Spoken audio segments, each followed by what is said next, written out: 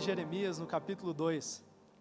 Hoje eu vou fazer algo que eu admiro e acredito que o Senhor vai me dar a graça e vai me conceder o dom de pregar uma palavra expositiva a vocês.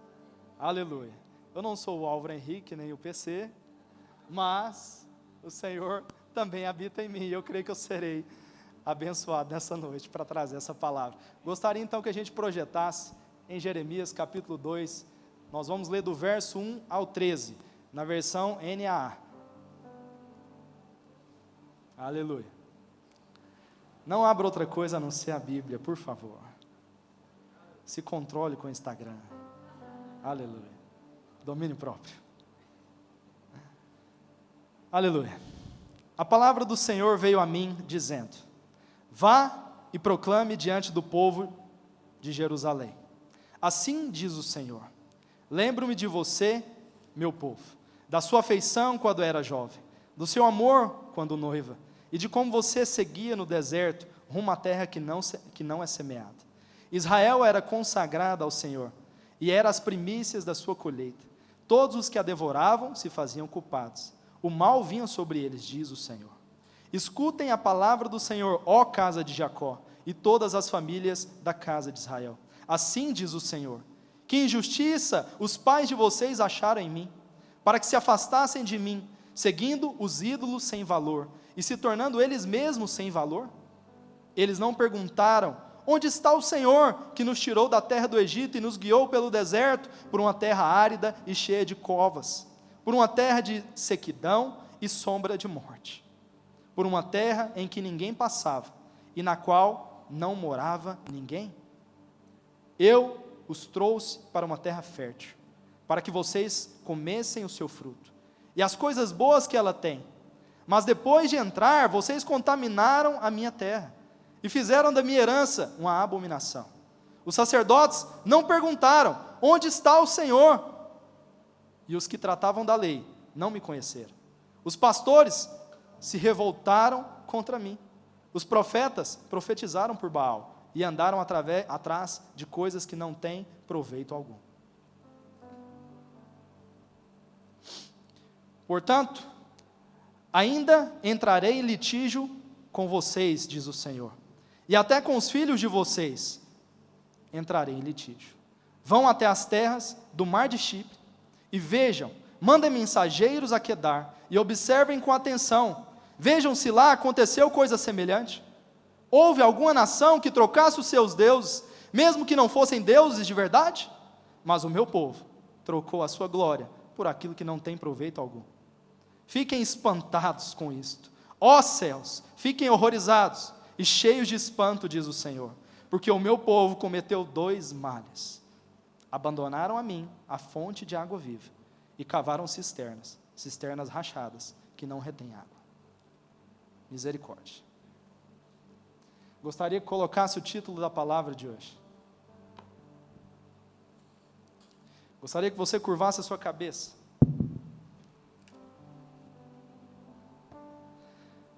Peça ao Senhor que te traga revelação, temor e direção através dessa palavra. Com as suas palavras, ore ao Senhor, pedindo revelação daquilo que vai ser dito.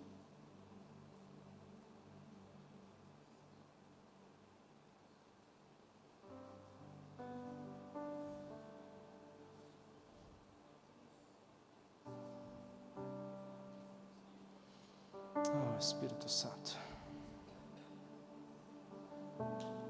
Glória a Deus.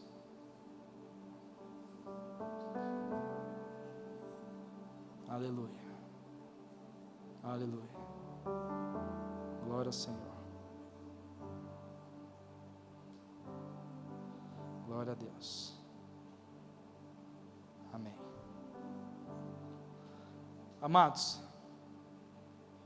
nós vamos discorrer sobre os versículos, e nós vamos falar do 1 ao 13, e nós vamos ver aquilo que o Senhor tem exortado Israel, e aquilo que tem como prática e aplicação para nós. A primeira coisa que a gente percebe nesse texto está no verso 2, aonde diz assim: vai e clama aos ouvidos de Jerusalém, assim diz o Senhor, lembro-me de ti, da tua afeição quando era jovem, e do teu amor quando noiva. É claro ver a insatisfação do Senhor quanto ao amor presente deles.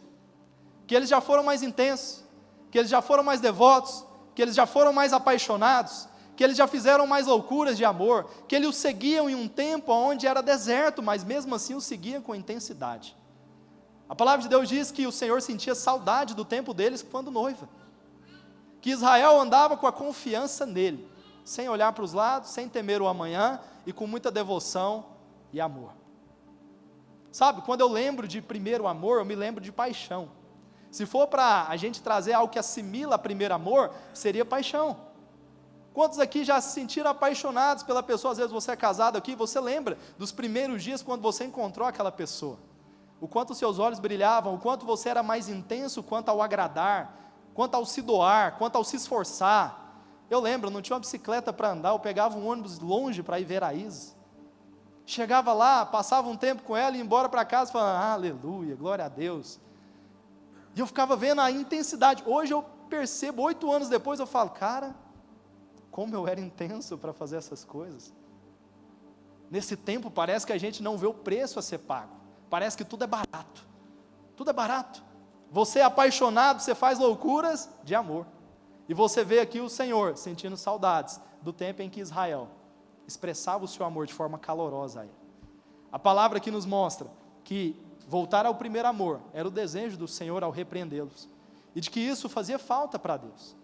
Eu quero te falar algo, preste atenção aqui. O seu serviço, a sua servitude, nunca vai camuflar a sua falta de paixão. Você pode servir o tanto que for, você pode se voluntariar para qualquer função, você pode não parar na sua cadeira, pode ser a pessoa mais vista da igreja, pode ser a pessoa que todo mundo lembra porque serve, mas eu quero te falar, eu quero ser lembrado como alguém que é apaixonado. Eu quero ser lembrado como alguém que sabe o que a ocasião me pede, e se eu estiver diante dele, nada mais importa.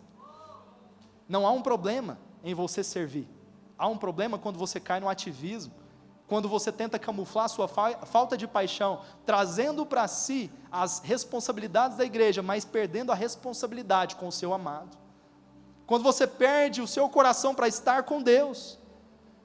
Houve uns dias atrás que eu estava preocupado, eu via os jovens colando em tudo, eu falei, cara, que maravilha, né? Só que aí veio um alerta no meu coração. Eu estava feliz porque eu via alguns irmãos, tinha churrasco, ele ia, tinha vigília, ele ia, tinha não sei o que, ele ia, mas esse irmão não parava em casa. E aí você ia perguntar para alguns deles e via que esses irmãos não tinham facilidade de buscar o Senhor no secreto. E via que realmente aquilo que eles faziam, tipo assim, estava sendo só em grupo. Mas isso fala de paixão. Isso fala de que pessoas estão saindo de casa, mas não conseguem ter a sua vida. É como se em grupo, é como se eu e a minha esposa, diante dos irmãos, pegasse na mão, se abraçasse, se acariciasse, mostrasse que há interesse um no outro, mas dentro de casa a gente nem conversasse. Dentro de casa os olhares nem se cruzassem. Está errado. Alguma coisa está errada.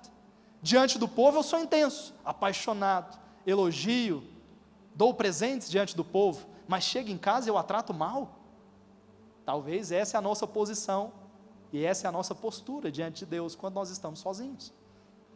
Um dia o pastor Francis Chan vem pregar no Brasil, e ele estava pregando em uma conferência, e ele falou, o Brasil tem um povo caloroso, tem um povo que adora com muita intensidade, e eu fico feliz de ver essa nação, porque aqui eu me sinto, nossa, tão cheio de vida, mas o Espírito Santo me alertou para que eu traga algo a vocês, e ele falou, a minha pergunta para vocês é, qual é a intensidade de vocês quando está só você e ele? Em grupo, parece que tudo te movimenta, tudo que está em movimento tende a estar em movimento, então parece que quando tem muita gente eufórica, eu também estou, quando tem muita gente adorando, eu também estou, mas qual é a minha postura quando eu estou sozinho com ele? Qual é o meu coração quando está só eu e ele? A minha intensidade, a minha entrega, o meu tempo de devoção. Eu passo 2 horas na vigília, eu consigo em grupo fazer aquilo que a ocasião me pede, mas quando está só eu e o meu amado, eu consigo olhar nos olhos dele e passar um tempo só eu e ele? Por isso que eu estou te falando, que o primeiro amor arremete à paixão, porque quando você está apaixonado, você não vê o tempo passar. Quando você está apaixonado, nenhum preço é demais. Houve um tempo da minha vida que eu percebi que eu não estava passando tanto tempo conversando com a minha esposa, e que ela conversava mais com outras pessoas do que comigo. Por quê? Porque eu vi que eu estava corrido. Eu falei, cara, eu preciso tirar um tempo para minha esposa olhar no meu olho e começar a desabafar as coisas comigo. Ela quer falar comigo. E ela está procurando, às vezes, a mãe, as amigas. Por quê? Porque o marido não está ouvindo. Porque o marido não está interessado. Isso acontece. Mas a gente tem que ter a diligência de voltar atrás. Assim como o Senhor falou para a igreja, assim como o Senhor falou para Israel, volte ao primeiro amor. E eu te darei tempo para que você se arrependa. Assim como eu acredito que sempre nós temos a oportunidade de voltar às primeiras práticas e parar de errar. Então o convite do Senhor aqui para Israel é, volte ao primeiro amor. Volte às primeiras práticas. Eu me lembro quando vocês eram noivos. Eu me lembro quando vocês me seguiam pelo deserto. Eu me lembro da intensidade de vocês enquanto vocês estavam comigo. Mas isso passou. E eu preciso que isso volte. Essa é a primeira exortação que o Senhor faz a Israel. Que eles voltem ao primeiro amor. A segunda coisa que nós vemos nesse texto é no verso 3. Então diz assim, então Israel era consagrado ao Senhor, e era as primícias da sua colheita. Todos os que a devoravam se faziam culpados, o mal vinha sobre eles, diz o Senhor. O que a palavra está dizendo aqui? Que o Senhor sentia falta da consagração deles, e de que não havia mais aquela consagração intensa que havia nos primeiros dias. Isso tinha passado. Pode ser que nós venhamos a perder a consagração e nem percebamos. É algo tão natural que se você não reparar, você vai levantar num dia qualquer, achar que você é a mesma pessoa e você já não é. O maior exemplo que nós temos de algo que pode ser tão natural e de repente a gente não vê que a consagração foi embora, é sobre a vida de Sansão. A gente vê que a consagração foi embora e ele nem se avaliou para saber, cara, será que eu estou sendo o mesmo homem de Deus, usado por Deus? Ele não reparou. A palavra de Deus diz que depois que lhe cortaram as tranças, ele se levantou como ele fazia de costume, e ele não percebeu que o Espírito tinha se retirado dele. E quando ele se levantou para vencer os seus inimigos, a palavra de Deus diz que ele não tinha força. Sabe como que Sansão brincou e flertou com essa questão da consagração? A palavra de Deus diz que Sansão, ele estava no campo passando com os seus pais e viu um leão e rasgou-o no meio. E esse leão morreu. E quando ele voltou pelo caminho, ele pegou um mel que havia dentro desse leão e comeu e ainda deu para os seus pais. Fala que depois, e como que ele foi até esse leão? Fala que ele estava andando entre a vinha. E depois fala que ele encontrou uma mulher, depois de várias mulheres que ele teve, porque Dalila foi só uma delas. Fala que ele entregou o segredo. E que ele falou qual era a fonte da sua força. E ela lhe cortou as tranças. Sabe o que isso acontece? Às vezes a gente não repara. Por que Sansão perdeu a consagração quando ele entregou esses pontos? A palavra de Deus diz que lá em Números, capítulo 6, existia um voto chamado voto do nazireato. E as 3 coisas que ele quebrou estavam dentro do voto do nazireato. Ele ficou cheirando uva, passando pela vinha. Ele tocou em cadáver, que era o cadáver do leão morto. E ele raspou a cabeça, pois não poderia passar navalha sobre a sua cabeça. Ele quebrou as 3 coisas em momentos diferentes e não percebeu que naquele instante ele tinha perdido a sua consagração. Fala que quando o inimigo veio e se levantou contra ele, não tinha força para que ele o vencesse. Sabe qual foi o fim de Sansão? A palavra de Deus diz que os filisteus o prenderam, que os filisteus o cegaram e que os filisteus o amarraram para que ele pudesse ficar andando em voltas de um moinho. Quando você perde a consagração, você se prende a algo, você perde visão e você começa a dar voltas. É isso que acontece. Você não percebe, mas essa é a sua vida espiritual quando você não está vivendo em consagração. A palavra de Deus diz também que ele estava vivendo sem transparência, pois o texto continua falando que Sansão fez isso e não contou aos seus pais. Depois fala que ele fez outra coisa e não contou aos seus pais. Por que ele não contou? Porque quando ele abrisse, ele sabia que ele seria repreendido, porque os seus pais sabiam do voto do nazireado. Ele não queria abrir com pessoas que iriam confrontá-lo. Ele queria continuar na sua libertinagem, achando que nada ia mudar. E a sua falta de consagração o levou à morte. Tudo bem que ele voltou no seu último dia, mas o levou à morte. Toda falta de consagração, no final, vai te matando aos poucos. Então, irmãos, eu digo algo para você. Tenha muita seriedade quanto àquilo que Deus te chama para viver. Tenha santidade, tenha pureza. Tenha um procedimento correto, de acordo com a palavra de Deus. que você tenha temor em viver diante de Deus. Sabe, muitas vezes nós não queremos abrir a nossa vida com as pessoas que vão nos confrontar, mas eu te digo algo, a sua transparência vai te livrar e te guardar. A sua transparência vai fazer com que você não venha cair. É melhor você confessar a tentação do que confessar pecado. Se tiver um dia difícil, abre com alguém. Se você tiver passado pela vinha, você não precisa beber o vinho. Você passou por lá, mas você pode falar, cara, eu não devo passar por lá, eu vou abrir com alguém que eu passei pela vinha, porque eu não quero cair bebendo vinho. Você está entendendo o que eu estou falando? Eu não quero ir para esse lugar, ainda que eu fui tentado. A palavra de Deus diz que se você não resistir o pecado até o sangue, você não vai vencer. Paulo fala, vocês resistiram o pecado até o sangue? O que será resistir o pecado até o sangue? O que será resistir o pecado até o sangue? Não fala de, ai meu Deus, tentação, não vou dar conta, cair. Não é isso. Nós estamos falando de um nível onde você vai suar frio para sair fora disso. Mas você vai sair. A palavra diz que você, ao que você prega, você tem que esmurrar a tua carne, para que tendo pregado não seja reprovado o que pregou. Assim como Paulo fez, ele fala, eu prego, e após ter pregado, eu esmurro a minha carne, e o reduzo à escravidão, para que eu tendo pregado não seja reprovado no que preguei. O que ele fazia? Reduzia a carne à escravidão, porque escravo não escolhe o que vai fazer. Escravo não tem decisão. Escravo é dominado pelo seu senhor, e o Espírito dominava sobre a carne de Paulo. E sem domínio próprio, você não vai dominar sobre a sua carne. É por isso que você precisa da força do Espírito, para você viver em santidade. É um fruto do Espírito, é o fruto do Espírito. E sem domínio próprio, você não domina sobre as vontades e os impulsos da sua carne. É por isso que consagração não se vive sem a força do Espírito Santo. Se você não orar, se você não buscar, se você não tiver uma vida diligente diante do Senhor, esquece, não dá para viver de forma consagrada. Na força do seu braço você não vai conseguir. Tudo que nós podemos produzir é obras da carne, mas o fruto do Espírito vem através dele. Amém? O fruto é resultado de uma árvore saudável plantada junto aos ribeiros de água viva. Então, a terceira coisa que o Senhor fala para eles é, no verso 7, nós vamos pular para o verso 7. Eu vos introduzi numa terra fértil, para que comesseis o seu fruto e o seu bem.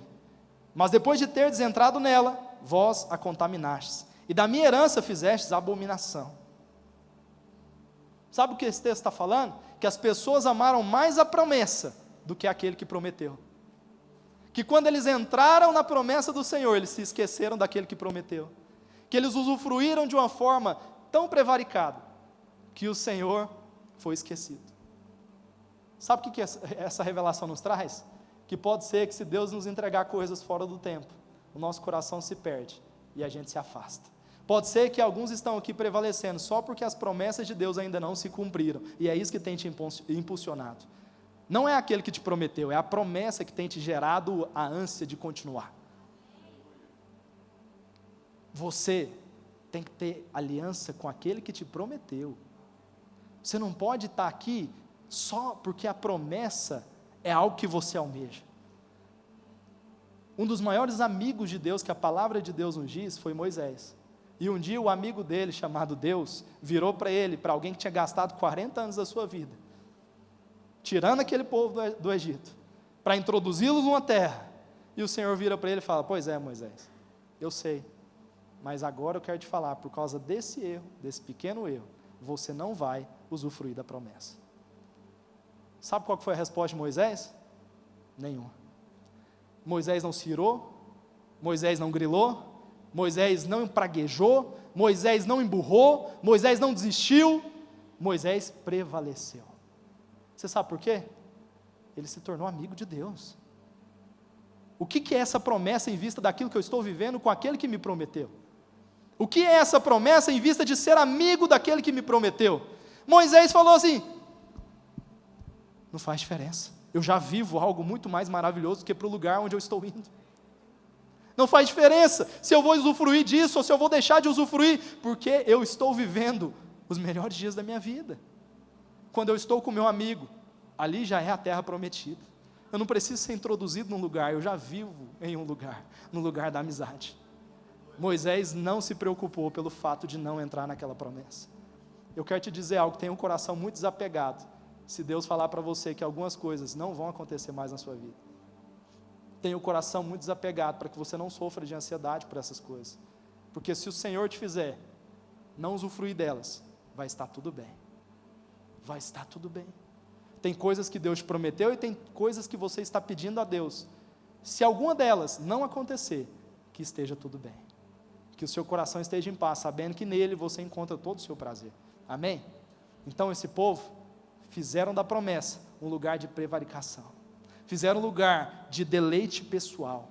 Começaram a excluir o Senhor daquilo que Ele trouxe para a vida deles, para abençoá-los. Falou: Senhor, obrigado, agora o Senhor já me deu, deixa eu viver minha vida, dá licença, agora é só comigo. Eles abandonaram o Senhor após receber aquilo que eles pediam. Que não seja esse o nosso coração, amém?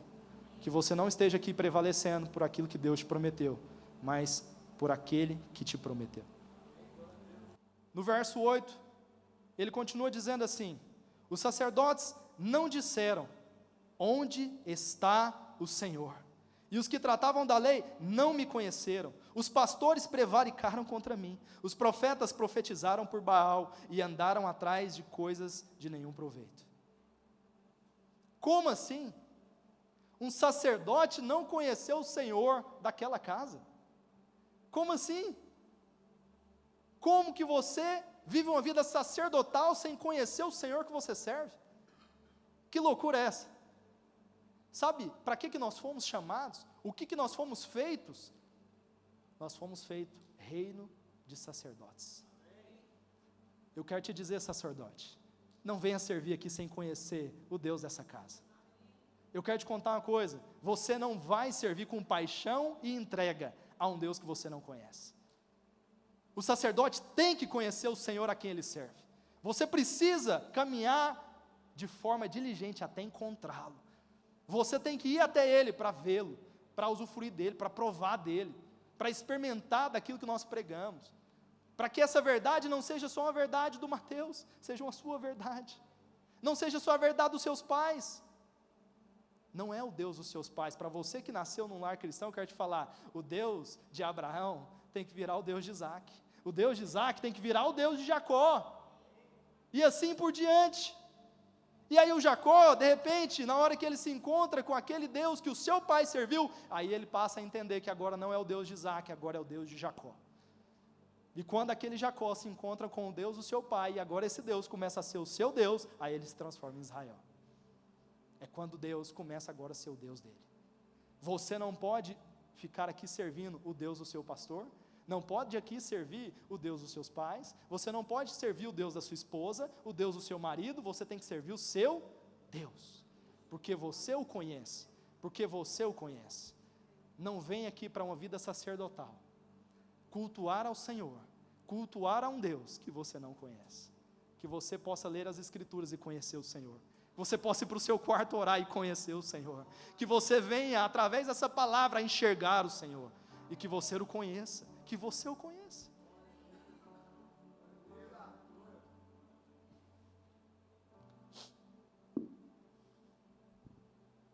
Fala que os pastores prevaricaram contra mim. O Senhor fala: os pastores prevaricaram contra mim. O Senhor diz: os profetas profetizaram e andaram atrás de coisas de nenhum proveito. Não pode acontecer isso. Não pode haver isso no nosso meio. Você nunca pode fazer as coisas por sorte da ganância. Você nunca pode fazer as coisas pelo seu benefício próprio. Você nunca pode fazer as coisas com interesse dobre, com segundas intenções que não são puras. Esses dias a gente estava em discipulado e a nossa pastora disse algo: uma coisa é santidade, outra coisa é pureza. Pureza fala de intenção também. Pureza fala de como você enxerga as coisas. Pureza fala dos seus olhos. Pureza fala do seu coração, da forma que você recebe, do porquê que você age. Fala da forma que você se porta. Santidade é uma coisa que você faz externamente também. Você pode ter aparência de santidade, mas pureza você não pode ter aparência de pureza. A pureza está aqui, ninguém pode ver. A pureza não está nos olhos, a pureza não está na ação, a pureza está aqui dentro. Tem coisa que as pessoas te falam e dentro do seu coração, a pureza vai haver ou não. Você tem que ter pureza. Você tem que ter boas intenções, não basta fazer, tem que fazer com a intenção certa. Assim como o pastor estava ministrando aqui na hora da oferta, Deus não vê só o que você faz, Ele vê como você faz. Assim como um dia Ele exortou Samuel falando: Samuel, o homem vê a aparência das coisas, eu vejo o coração. Eu vejo o coração. Deus levanta, Deus aprova por causa de coração. Fala que quando Caim e Abel entregaram duas ofertas distintas, um foi reprovado, não foi pelo que entregou, foi por como ele entregou. Foi da forma que ele entregou. Nós não estávamos falando de quantidade, Deus não estava reprovando ele por quantidade, e não estava reprovando ele porque ele não fez, porque ele fez, mas fez da maneira errada. Então está falando de integridade e pureza de coração. Os pastores não podem prevaricar contra Deus. Os profetas não podem pregar em busca das coisas que são vãs. E o que ele está falando? Eles profetizavam por causa da riqueza desse mundo. Profetizavam buscando ganhos e lucros. Fizeram igual o moço de Eliseu. Quando o moço de Eliseu vê os despojos de Naamã, e ele fala assim: meu Deus, não é possível que o profeta não vai pegar esse tanto de dinheiro? E ele vai atrás de Naamã e fala: não, é porque ele não entendeu muito bem, eu quero, pode trazer, eu vou levar para ele. E ali ele pega os despojos que Eliseu não tinha aceito. E fala que a lepra que estava em Naamã, agora passa a habitar nele. É isso que acontece com profetas gananciosos. Nós não podemos fazer isso por conta dos ganhos pessoais. Que o seu coração seja guardado das más intenções. Amém? Que o Senhor te livre das más intenções. Em nome de Jesus.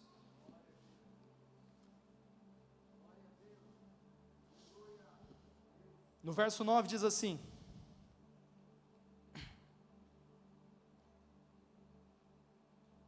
antes da gente ler o verso 9, só projeta para mim João capítulo 4 no verso 22. Vamos só ler esse texto. Vocês adoram o que não conhecem, nós adoramos o que conhecemos, porque a salvação vem dos judeus. Só até aí. Preste atenção. O que Jesus está falando? O que Jesus está falando aqui?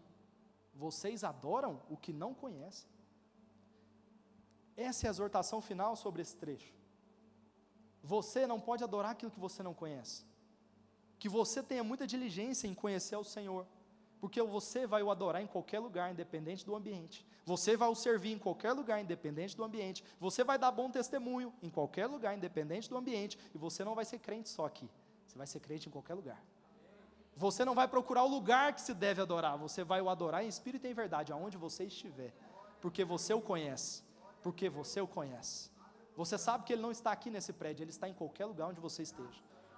Por isso você vai o servir com toda a integridade aonde você estiver.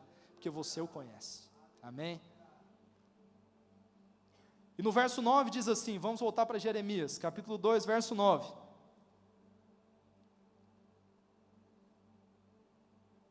Portanto, ainda pleitearei convosco, diz o Senhor, e até com os filhos de vossos filhos.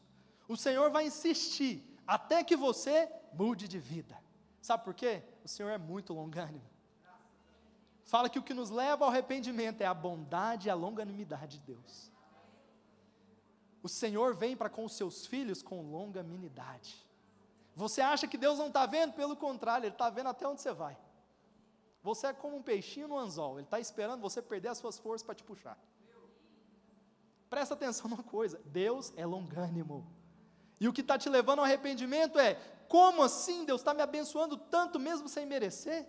Como assim Deus continua fazendo mesmo sem eu merecer? Como assim Deus continua me amando mesmo sem eu merecer? Como assim eu preciso mudar nessas áreas? E Deus está falando, eu estou tendo paciência com você, não é que eu não estou vendo, eu estou tendo paciência.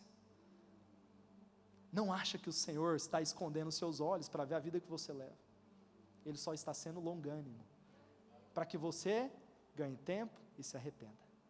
Ganhe tempo e mude de vida.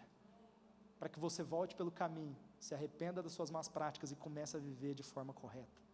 O Senhor tem sido longânimo para com você. A palavra de Deus diz que Ele é bondoso e que o tempo dEle é muito maior do que os dos homens. Pode ser que a nossa paciência é desse tamanhozinho, a do Senhor é muito grande. A gente acha que o Senhor perde a paciência conosco de um dia para o outro. Tem coisas que o Senhor deixa perdurar por anos. É longanimidade. Não é que o Senhor não está vendo, Ele está te dando tempo para mudar de vida. Nunca ache que o Senhor está com os seus olhos escondidos para não ver a vida que você vive. A palavra de Deus diz que o Senhor, Ele repreende a igreja de Tiatira, de Éfeso, as 7 igrejas de Apocalipse.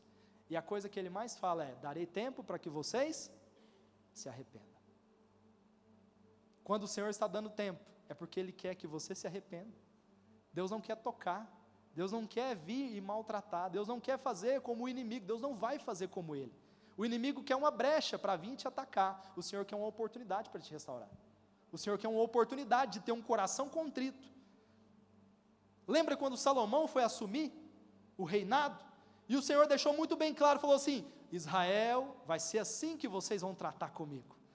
Haverá dias em que vocês se apartarão de mim. Haverá dias em que vocês se desviarão dos meus caminhos. E eu vou te contar, existe um jeito de vocês voltarem. Se o meu povo, que se chama pelo meu nome, se humilhar e me buscar de todo o coração, eu os ouvirei e sararei a vossa terra. O Senhor fala: você pode até ir para um lugar que não devia, você pode até fazer aquilo que não devia, você pode andar por lugares que eu não te chamei para andar, mas eu vou te falar, tem como voltar. Essa é a boa notícia. Tem como voltar. Você não vai terminar nesse lugar. Deus te dá uma oportunidade de voltar. Isso é bom, isso é maravilhoso, isso é graça. Sabe o que diz Jeremias capítulo 2, verso 13? O time de adoração pode subir. Diz que a satisfação perfeita está em Jesus. Porque 2 males, gostaria que você lesse comigo, que esse é o ponto central da nossa mensagem, é por isso que nós temos esse título. No verso 13, projeta para nós, por favor. Porque o meu povo cometeu 2 males, abandonaram a mim a fonte de água viva, e cavaram cisternas rachadas, que não retêm água. Ué, mas cisterna não dá água, qual é o problema? Cisterna não dá água? Eu não posso retirar água da cisterna? Eu não posso procurar um poço e beber e saciar minha sede? Pode, só que fala que essa cisterna é rachada, e que pode ser que você vai lá um dia procurar água, vai achar só lama. Olha o que diz a palavra de Deus, quando Jeremias foi jogado numa cisterna. Preste atenção, em Jeremias capítulo 38, no verso 6, só projeta para nós. No verso 6 do capítulo 38 diz assim: então eles pegaram Jeremias e o lançaram na cisterna de Malquias, filho do rei, que ficava no pátio da guarda. Desceram Jeremias com cordas na cisterna, e não havia água nela, apenas lama, e Jeremias se atolou na lama. Pode ser que você tenha descido as cisternas, procurado água em cisternas, mas pode ser que um dia você vai lá, e não tem água, só tem lama, e você vai se atolar na lama. Fala que cisterna procede de uma água que vem da terra, uma água que está empoçada na terra, fala de prazeres terrenos, fala de buscar prazer e satisfação em poços que você mesmo cavou. Não é uma fonte natural, é um poço que você cavou. Talvez aqui você está me olhando e você tem cavado poços para te satisfazer. Pode ser que você está aqui me olhando e você tem procurado água em cisternas rachadas. Prazer em lugar que um dia você encontra prazer, no outro dia você encontra pecado. Um dia água, no outro dia lama. E aí você se atola nisso. Os prazeres dessa vida vão te prender. Pessoas que são viciadas nos prazeres dessa vida podem se atolar na lama, podem ficar por lá. Você até encontra água por uns dias, parece algo genuíno, mas de repente se torna pecado. Pode contar uma coisa? Tudo na nossa vida pode virar uma cisterna rachada. Se você está procurando prazer fora da fonte de água viva, isso pode virar uma cisterna rachada. Pode ser que você até gaste tempo, pode ser que você até gaste esforço para ir até esses lugares, para fazer essas coisas, achando que ali te satisfaz. Pode contar uma coisa também? Até um culto pode ser uma cisterna rachada para você. Até as coisas, as atividades que você faz em grupo com os irmãos, pode ser uma cisterna rachada para você. Só existe uma água que é inesgotável, uma fonte que não cessa, uma fonte onde as águas são fluentes e, além disso, elas são novas todos os dias, na fonte de água viva. Sabe o que é a fonte de água viva? É como se fosse um rio. Todo dia você vai lá e tem água, mas as águas são diferentes todos os dias. Não são as mesmas águas. O Senhor nos surpreende todos os dias. Não faça dos cultos um poço. Não faça das reuniões um poço. Não faça da sua casa um poço. Não faça da sua família um poço. Não faça do seu trabalho um poço. Mas também não faça do dinheiro um poço. Não faça do pecado um poço. Não faça do secreto um poço. Que não seja esses lugares que você vem buscar prazer, mas que pode até se transformar em pecado. Tudo isso pode se transformar em pecado. Você tem que tomar cuidado. Nós temos que ser diligentes, que tudo isso tem uma fonte de água viva fluindo. Que todas essas áreas da nossa vida haja sim água, mas uma água que vem de Deus. Uma fonte que jorra para a vida eterna. Todos os dias. Todos os dias. Você vai achar água e essas águas vão ser novidade. Todo dia. Todo dia. Eu encerro falando algo para vocês. Existia um dia que uma mulher foi buscar água num poço. Essa mulher estava com sede. Essa mulher tinha um costume de buscar essa água. Fala que ela também já tinha uma sede na alma. Internamente algo já estava acontecendo no coração dela. E não era de hoje que essa sede dela era insaciável. E eu gostaria que você ficasse de pé para a gente falar dessa sede.